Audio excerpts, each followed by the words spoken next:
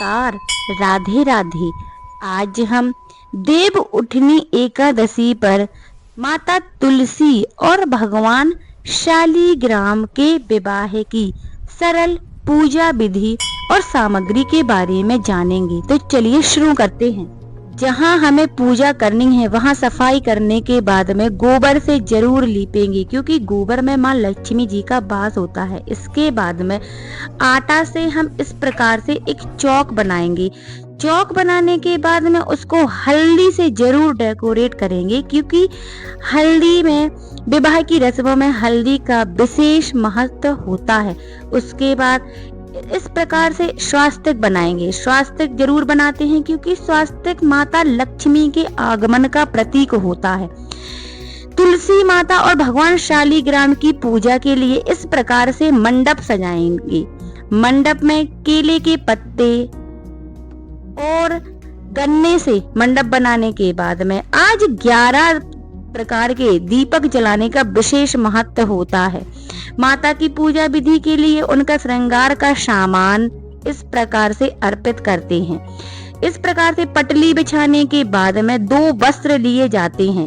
भगवान शालीग्राम की प्रतिमा को पीले कलर के वस्त्र पहनाकर उनको स्थापित करते हैं। उसके बाद माता लक्ष्मी स्वरूप तुलसी मैया को भी अपन विराजमान करते हैं और इस प्रकार से गन्ने से, केले के पत्तों से और गमले से हम माता का मंडप सजाते हैं।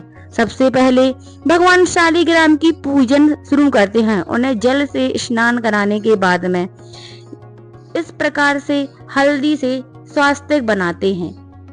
हल्दी से स्वास्तिक बनाने के बाद में माता लक्ष्मी स्वरूप तुलसी मैया के लिए स्वास्तिक बनाते हैं। उनका रौली से पूजन करते हैं। पूजन करने के बाद भी माता के लिए उनकी पूरी विवाह की रस्मों में तुलसी के साथ में मैया के लिए मेहंदी, सिंदूर, चूड़ी सभी प्रकार की सामग्रियों से माता का पूजन किया जाता है। सबसे पहले उनको महावर, हल्दी महावर लगाया जाता है। तो तुलसी की जड़ में हल्दी महावर लगाने के बाद में इस प्रकार से उन्हें पुष्पमाला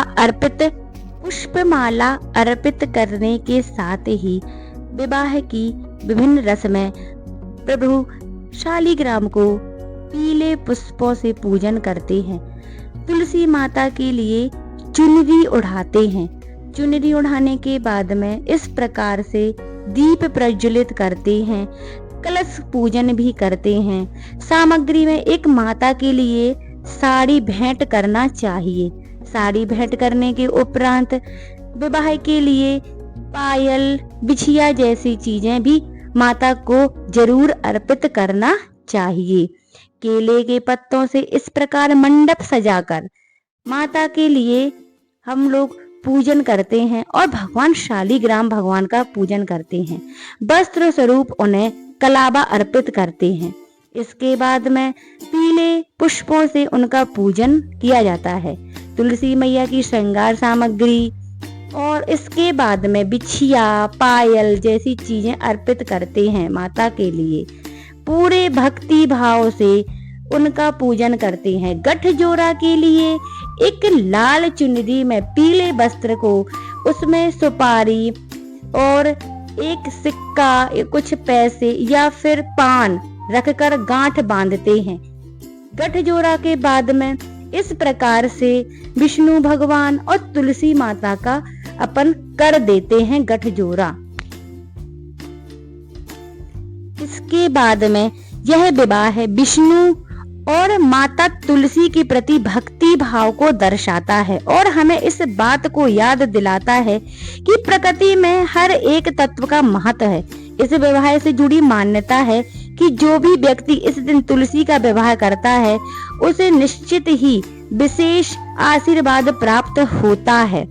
ऐसा विवाह करने से परिवार में सुख, शांति, वैभव, सुख समृद्धि की प्राप्ति होती है। इसके बाद में आरती करने के बाद में तुलसी जी के भजनों का गायन करना चाहिए।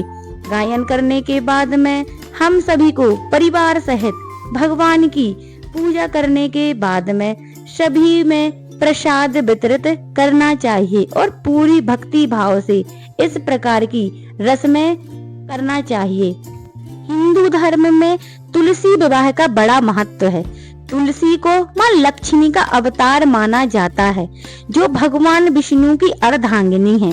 देवउठनी एकादशी के दिन तुलसी का विवाह करने से व्यक्ति को वैवाहिक सुख और समृद्धि तथा आशीर्वाद प्राप्त होता है। देवउठनी एकादशी को हरि प्रबोधनी एकादशी भी कहा जाता है।